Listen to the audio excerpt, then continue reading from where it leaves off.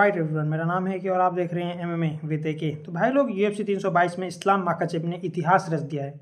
वो 2 division champion बन गए। उन्होंने 16 फाइट की विन स्ट्रीक अचीव कर ली, जो कि टाइड है एंडरसन सिल्वा के साथ for the longest win streak in the history of UFC।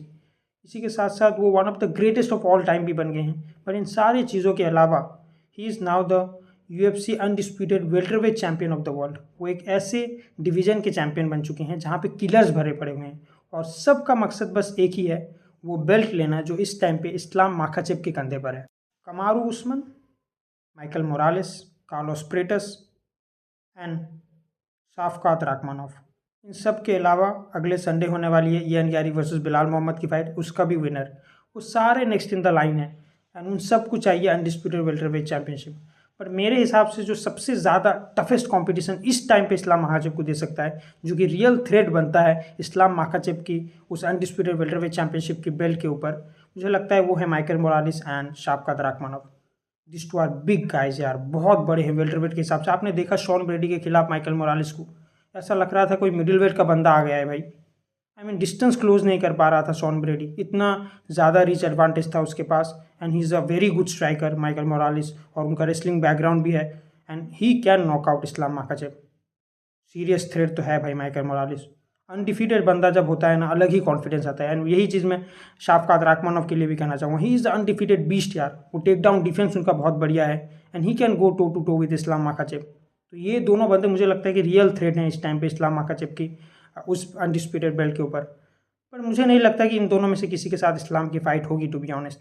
क्योंकि शाफका जो है पहले भी ट्रेन कर चुके हैं टीम हबीब के साथ, तो मुझे नहीं लगता कि वो इस्लाम के साथ फ़ाइट करेंगे। एंड जहाँ तक रही माइकल मोरालेस की बात, काफ़ी यंग है, इन एक्सपीरियंस उतना ज़्यादा नहीं है, नाम बड़ा नहीं है, और इस्लाम अपनी इतनी बड़ी लेगेसी एक ऐसे यंग हंगरी फाइटर के खिलाफ क्यों लगाएं भाई? उनको क्या मिलेगा? रिस्क जो है बहुत ज़्यादा है एंड रिवॉर्ड जो है बहुत कम है माइकल मोरालेस के खिलाफ। बट अगर इस्लाम लंबे टाइम तक वेल्टरवेट डिवीज़न में रहते हैं और अपनी बेल्ट डिफेंड करते हैं, तो बिल्कुल ये मैचअप देखने को हमको मिल सकता है। एंड इस्लाम वहाँ पे अपना एक्सपीरियंस दिखाएंगे और माइकल मोरालेस जो है अपनी यंग एनर्जी दिखाएंगे उस फाइट के अंदर। बट अभी के लिए तो मुझे नहीं लगता कि ये फाइट होगी। अभी के लिए जो मोस्ट प्रोबेबली फाइट हो सकती है वो है Kamaru Usman versus Islam Makhachev. और मैंने कमारू उस्मान को टफेस्ट चैलेंज नहीं बोला इस्लाम माखाचेव का।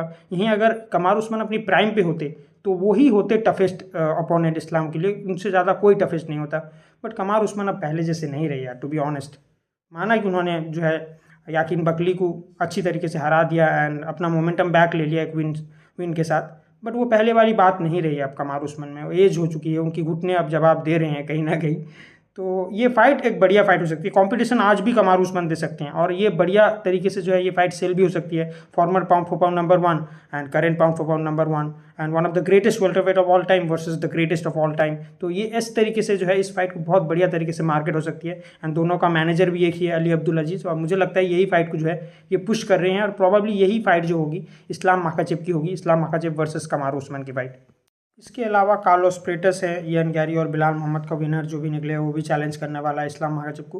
मुझे नहीं लगता कि इन तीनों में से कोई भी जो है इस्लाम माखाचेव को हरा सकता है। कोई कंपटीशन ही नहीं दे सकता। हराना तो भाई अभी कोई भी नहीं कह सकता कि कोई हराएगा इस्लाम माखाचेव को, बट मैं यहाँ पे कंपटीशन की बात कर रहा हूँ। तो मुझे नहीं लगता कि इयान गैरी, ना कार्लोस प्रेटस और ना ही बिलाल मोहम्मद जो है कंपटीशन पोजेस करते हैं या थ्रेट पोजेस करते हैं इस्लाम माखाचेव को। आप खुद ही देखिए यार, कार्लोस प्रेटस भले ही बढ़िया नॉकआउट निकालते हैं, बट लियोन एडवर्ड उनको टेक डाउन कर रहे थे भाई। तो सोचो इस्लाम माखाचेव क्या करेंगे भाई?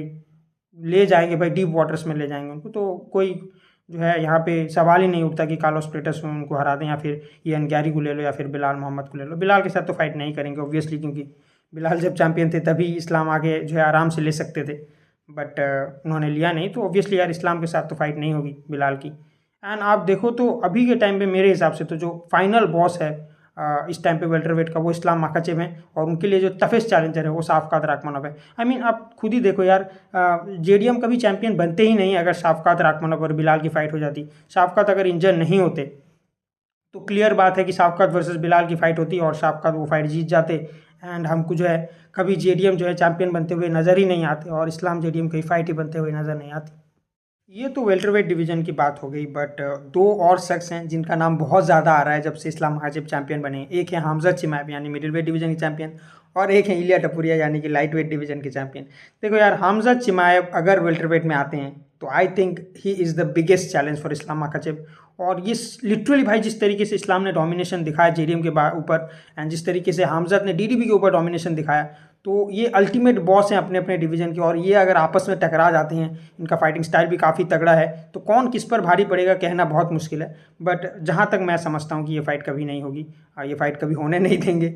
बहुत सारे लोग इन्वॉल्व हैं इस चीज़ में, मुझे नहीं लगता। और अभी जो है हमज़ात का एक इंस्टाग्राम में पोस्ट आया है जहाँ पे उन्होंने खुद ही बोला है कि चाहे ईगल और जो वुल्फ है, यानी कि वो अपने आप को बॉर्ड्स कहते हैं, यानी वुल्फ एंड ईगल जो हैं टीम हबीब है, बेसिकली हबीब हैं, तो उनको कहना है कि ये दोनों चाहे बहुत दूर रहते हैं, बट जब माउंटेन को प्रोटेक्ट करने की बारी आती है तो दोनों हमेशा एक दूसरे के साथ खड़े रहते हैं। तो इससे क्लियरली उन्होंने इंडिकेट कर दिया कि वो वेल्टरवेट में जाके इस्लाम के साथ तो बिल्कुल फाइट नहीं करेंगे, और इस्लाम भी जो है हमज़ात के साथ तो नहीं फाइट करेंगे। तो ये फाइट तो नहीं बनने वाली, बट जो फाइट बन सकती है वो है Ilia Topuria versus Islam Makhachev, the ultimate fight भाई। अगर 2026 में कोई फाइट सबसे बड़ी हो सकती है तो यही फाइट होगी। दोनों 2 डिवीज़न चैंपियन अब बन चुके हैं, अब कोई कॉन्वर्सेशन नहीं है कि ये हार जाए तो या वो जीत जाए तो भाई फाइट बनेगी, बड़ी फाइट या छोटी फाइट। तो दोनों ही जीत चुके हैं, दोनों ही 2 डिवीज़न चैंपियन बन चुके हैं, एंड यहाँ पे ये फाइट तो करना बनता है भाई, मुझे भी देखना है। But to be honest welterweight division में अगर इलिया टपुरिया चेस करते हुए आते हैं इस्लाम माखाचेव को, तो यहाँ पे पल्ला कहीं ना कहीं बहुत ज़्यादा भारी हो जाएगा इस्लाम की तरफ, क्योंकि आज welterweight division Islam is a beast यार। वो अपने 100% फॉर्म पे आते हैं, एंड साइज एडवांटेज काफ़ी ज़्यादा हो जाता है, एंड इलिया लिटरली स्ट्रगल करेंगे और इस्लाम जो है उनको लिटरली ग्राउंड पे ले जाएंगे और ह्यूमिलिएट कर देंगे वहाँ पे। एंड मुझे नहीं लगता यहाँ पे इलिया आके जो है नॉकआउट कर सकते हैं इस्लाम माखाचेव को वेल्टरवेट डिवीजन में। बट अगर इस्लाम जाते हैं लाइट वेट में तो वहाँ सिनारियो बदल सकता है, वहाँ पे इस्लाम ट्रेन होते हैं एंड वहाँ पे इलिया नॉकआउट कर सकते हैं, बहुत ज़्यादा चांस बढ़ जाता है इलिया का लाइट वेट डिवीजन में फाइट को जीतने का। बट इस्लाम माखाचेव जो है लाइट वेट में प्रोबेबली अब नहीं जाने वाले, नो वे इस्लाम माखाचेव जो है वो लाइट वेट डिवीजन में वापस जा रहे हैं। तो आएंगे तो इलिया ही वेल्टरवेट डिवीजन में आएंगे, नहीं तो ये फाइट हमको नहीं बन सकती। या फिर कैच वेट में भी बन सकती है, 162.5 पाउंड के बीच में अगर यहाँ पे कहीं फाइट करते हैं और दोनों बेल्ट को लाइन पे रखते हैं कि जो जीते उसको वो बेल्ट ले ले। अगर इलिया जीते तो उनको वो बेल्ट दे दिया जाए वेल्टरवेट का 162 पाउंड में, और इस्लाम जीते तो उनको लाइट वेट की बेल्ट दे दी जाए। बट ऐसा मुझे नहीं लगता यूएफसी करेगी, इतना बड़ा रिस्क लेके 2-2 डिवीजन को होल्ड करके। पता नहीं यार, अब एक ही चांस हो सकता है कि इलिया टपुरिया को जो है यूएफसी मूव अप करे और 3 डिवीजन के लिए फाइट करने का मौका दे वेल्टरवेट डिवीजन में। और ये फाइट अगर वेल्टरवेट डिवीजन में होती है तो मेरा जो है सीधा प्रेडिक्शन होगा इस्लाम माखाचेव। मुझे नहीं लगता इलिया टपुरिया वेल्टरवेट डिवीजन में एटलीस्ट इस्लाम माखाचेव को हरा सकते हैं। तो अभी के लिए तो यही सारे चैलेंजेस हैं इस्लाम माखाचेव के लिए। अब देखा जाए कि अभी तो फिलहाल इस्लाम 3-4 महीना ज़रूर ब्रेक लेंगे, और कब तक रिटर्न करते हैं आई होप वो जल्दी रिटर्न करें। और उन्होंने बोला है कि वो 3-4 टाइटल डिफेंस करना चाहते हैं यहाँ पे वेल्टरवेट डिवीजन पे, पर मुझे नहीं लगता कि इतना ज़्यादा टाइटल डिफेंस करेंगे। इतनी ज़्यादा लेगेसी उन्होंने बना ली है, इतना ज़्यादा जो है उन्होंने इस डिवीज़न के अंदर स्पोर्ट्स के अंदर कर लिया है, तो अब मुझे नहीं लगता कि क्या ही ज़्यादा कर पाएंगे इस्लाम। और बार बार जो है अपनी लेगेसी को लाइन पे रखना, दाव पे लगाना इन यंग हंग्री कंटेंडर्स के सामने, ये अच्छा डिसीजन भी नहीं है। और टीम हबीब इसको अच्छे तरीके से समझते हैं कि भाई अपना जितना करना था डिवीजन के लिए, स्पोर्ट्स के लिए कर लिया, अब भाई रिटायरमेंट ले लो। और एकदम वास्ट अप होने के लिए वेट नहीं करते कि भाई कोई आगे हराए और फिर हम रिटायरमेंट लें, इतना नहीं करते भाई। वो टॉप पे ही जो है रिटायरमेंट लेना पसंद करते हैं टीम हबीब, और मुझे भी लगता है इस्लाम जो है टॉप पे ही रिटायरमेंट लेंगे। बट अभी फिलहाल के लिए तो मुझे लगता है 2-3 टाइटल डिफेंस तो करना ही चाहिए भाई, और काफ़ी सारे तगड़े ओपोनेंट्स है वेल्टरवेट डिवीजन में।